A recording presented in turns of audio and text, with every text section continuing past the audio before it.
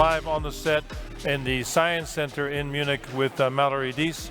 If you are just tuning in, we just had our first block of content. If you missed it, you can get it back on streaming. It was an amazing session. We had Heinrich Lichtenstein, who's the academic director of our Munich campus. Welcome, everybody. We had Alejandro Bertrand, the head of the Alumni Association, welcoming us again on behalf of the 55,000 IESE alumni. Dean Franz Haukamp challenged all of us to figure out a way to use the power of AI for good. We had a fantastic session from Dario Gil, Mr. Gil's from IBM.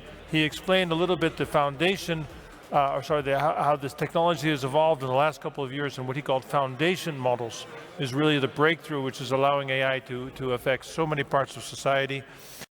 He also, I think logically, speaking from IBM, expressed concern about over-regulating mathematics, as he said, and he talked about the balance between opportunity and regulation. On the opportunity side, then we had Florian Dieter from Microsoft and a young man, Philip Basahil, who has a startup in using AI to process payments, talking about the amazing opportunities. And finally, we closed with what I thought was an inspirational speech from Judith Gerlich, who's the Minister for Digitalization here in Bavaria, talking about how to use AI for human-centric evolution of society and, of course, to protect the environment. So it's been a great session. We are now starting block 2, which will be us here on the set for a little while, and then we'll go back upstairs where we have two giants of German technology, Siemens and SAP. Mrs. Hannah Henning will come, she's the Chief Information Officer at Siemens, and Dr. Jürgen Müller, who's the Chief Technology Officer of SAP. Then we'll have kind of a healthcare segment with Dr. Nuria Olivier. She is the co-founder and director of the Ellis Unit at Alicante Foundation, and Professor Matthias Goyen, who's the Chief Medical Officer for GE Healthcare here at EMEA. So that should be a great session, and we urge you to stay tuned. For sure, and as Mike said, before we get into those sessions, we're going to give a little bit of exclusive content to you as well. Before we get into that, I want to remind everyone who's following us on social media, share this across your networks. You can tag IESE in IESE Business School for LinkedIn, for Instagram, for Twitter, and remember to use our hashtag, which is hashtag IESEGAR. So that's hashtag IESEGAR, all one word. So now we actually have Billy, our roving reporter, with the president of the German Alumni Chapter of IESE, Georg von Bosselager. So Billy, how are you? Let's go to you. Thank you, Mallory. Hello again to our viewers. I'm Billy Gray at the Congress Science Center. It wouldn't be a global alumni reunion without alumni. IESE has over 50,000 alumni living and working really all over the world. The alumni organization is divided into different regional chapters and groups, over 30 of them in total. And I'm here right now with Georg von Bosselager. He is the president of the German Alumni Chapter. Georg, thank you for being here today. Great pleasure. Thank you very much. We appreciate having you here. I was wondering if you could tell us just a little bit about the German Alumni Chapter, what it does, how many people are involved, and what its activities are. Okay. We are very proud. We are about more than 1,000 alumni, and the percentage of students who then become members of the Alumni Association is very high. Germany, I think, and Austria and Switzerland, we have the highest percentage of students that join the alumni community, which we like very much. We are, of course, Germany is quite big, so we have alumni everywhere. We have the great advantage in Munich that we have the campus, which is great because we can go there and meet people and meet friends. Then we have many activities in and around Cologne, Düsseldorf, Bonn, Frankfurt, and Berlin. And that helps a lot. They are very active members who then come together and have events or just go for social events or everything. Fantastic. You do very good work there. You mentioned that AI, which is the theme of this year's event, is a big topic of discussion in the alumni chapter and in the alumni community. You also mentioned that you worked for many years in the banking sector, and I was wondering, what are your learnings or insights about AI's effect on banking? How did you view that? I think it has a very important effect in banking because traditional banking didn't use that at all. we were rather sort of critical with it. But then you realize that new companies came in that used AI, and now you use AI for very many processes in banking. For instance, payments, yes, you can easily do that with AI. I can use my iPhone to just scan a bill or an invoice and easily make my payment. I mean, that's so much better than before. Yeah? Or ranking of clients who want a loan. You do that in AI, you have a ranking and rating ability. It helps enormously. It's very good. Fantastic. Do you also maybe have any concerns? There are some people who think this may have a negative impact on employment. Do you have any concerns based on your experience and seeing what AI is doing to the business world? To the business world, maybe. For banking, I don't think so. It adds a lot of quality. Of course, there are the major concerns everybody has. What does AI with human beings and all that? But that's not my topic. I don't understand that. And what else? What are you looking forward to doing for the rest of the day? Or tonight there's a big dinner. What's on your agenda for the rest of the GAR? On my agenda is looking at these venues here. There's so many very, very good speakers. I love to learn a lot about AI. So it's very interesting. And we have the wonderful dinner tonight again. Yes, I'm looking forward to seeing you there. Georg, thank you again for being here.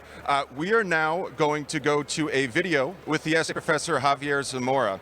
You're going to hear a little bit about a new IESE study on artificial intelligence and how Spanish companies are using it. It's a data-driven study, a big one. We hope you enjoy it. See you soon. Last July, we presented a new study with more than 160 Spanish companies about how data-driven are those companies. 94% of the respondents agree that data is one of the main assets of the company. However, only a minority of them were conducting new initiatives using artificial intelligence.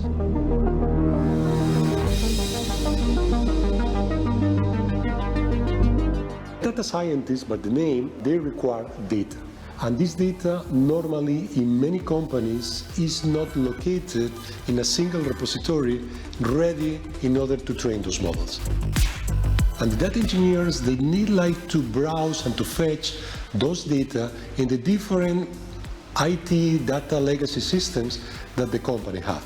And they need to invest a lot of time preparing the data set, curating, cleaning the data. To give you an example, so in many projects today, 70 to 75 of the time and the resources are spent cleaning the data.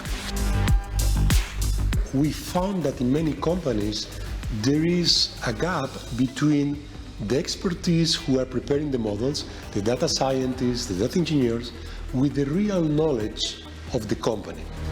Because the main problem is that normally the management speak a completely different languages than those data scientists. So you need to have a new figure that is called the business translator, that on one hand has the domain knowledge. They know exactly, what are the business problems of the company. They can really identify what are the business challenges, but at the same time, they can have meaningful conversations with the data scientists. Many of our MBA candidates in the future will become these business translators because they have enough acumen of technology, but at the same time, they have this 360-degree view of the company.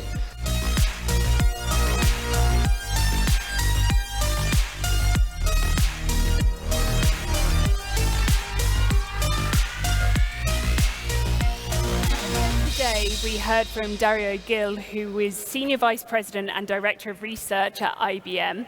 And we also heard from Professor Javier Zamora, who's one of the academic directors at this year's GAR. But now we have them here, live on our TV show. So welcome and thank you for your insights that you shared with us this morning. But now we're going to have a bit of a conversation to delve into some of these topics more in depth.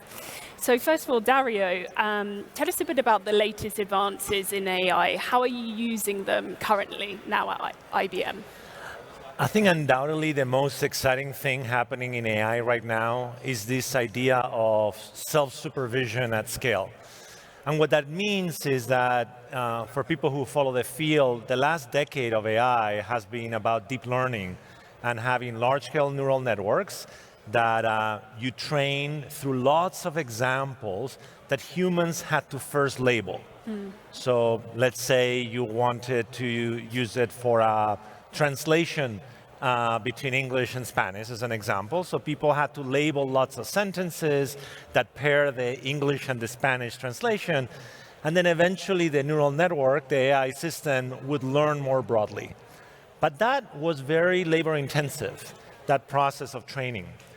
In the last few years, there's been very important advances on self-supervision, and now we've seen the emergence of something called foundation models, these very large parameter models where without having to label by hand, you get the neural network to learn a representation of the English and Spanish language as an example. And as a consequence of that, not only is the accuracy improving, but we're also seeing a dramatic increase in the productivity with which you can create AI. Okay, very interesting. And is there anything more in this use of AI that you see developing now in the short-term future? The way I like to think about AI is that it's going to be embedded wherever there is software. So I think we've all come to appreciate that software is the lingua franca of business, and that is deployed in every aspect of our businesses and in our lives. Inside that software, we are going to want that environment to learn, to be able to be more adaptive, to be able to be more fluent with data as a means to interpret and make predictions. And a consequence of that is that we are going to see AI diffuse everywhere there is software. Okay, interesting. So you also talked a little bit earlier about AI models and foundation models. How do you define them, and why do we need them in our companies? Well, if you look at an AI project, historically you would have a data science team that they would have to curate data sets, clean up the data, label the data, train a model, then verify the model, and then you could use it in production through a process called inference. What foundation models are doing is changing that workflow such that the provider of those foundation models do the heavy lifting of training them at scale with this process of self-supervision. And now the teams can just start with that foundation, with that base, such that when they need to create new specific models, those teams now can be 10 times more productive. So the starting point is different as a consequence of the models. Very interesting. So Javier, I heard that you've recently developed a diagnostic tool to sort of help companies understand what sort of data they need to adopt and where they are in that process. Can you tell us a bit about where we are now with data adoption in companies? Okay, so as Dario mentioned, like software is becoming the lingua franca of business. Data is becoming the raw material that is going to feed that software. So companies, to some extent, regardless of the sector, they're becoming data-driven. But to becoming data-driven, you need to have a holistic approach. It's true that you need to prepare your IT infrastructure, where is the data, and how to use this data, the software, etc. You need also to have meaningful business cases, business models, but also you need to prepare the organization. It's like in which way you are going to work in a more transversal way, which new capabilities we have.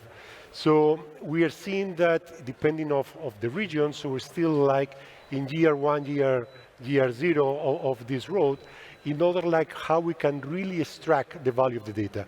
For many years, many companies have been using data as a control mechanisms, how the business is running, but now not only is going to be data for control, but data as a source of innovation.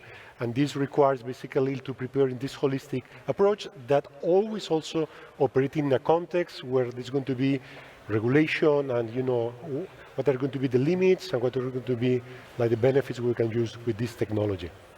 And also, we've heard a lot about the advances in AI. It's a very dynamic area. I imagine this is quite overwhelming for people in organizations, no? I mean, where do they start? Do you think that companies are well prepared for this change that's going to happen, or more work needs to be done? Well, I think we are in the early stages of of this technology. It's true that we need like the top layers of the company to be aware about, like the potential of this technology, but this happen also what in the digital transformation. So like, it should be like top down and bottom up in order like to push this agenda, but also thinking that we need to foster an AI culture or data culture across the whole organization. This is not going to be a silo that is only going to be a domain of the data scientists or the information systems. So all of us in different roles, we need basically like to speak this lingua franca that Dario is mentioning, because it's the way to have this meaningful conversation and to extract the maximum value of this technology. Wow, so lots to come. Thank you, Javier. Thank you, Dario, for your insights. I hear that the auditorium is now ready for the next block of content. So let's go there. Remember that at the end of the academic sessions, you should click the new link to continue with the broadcast.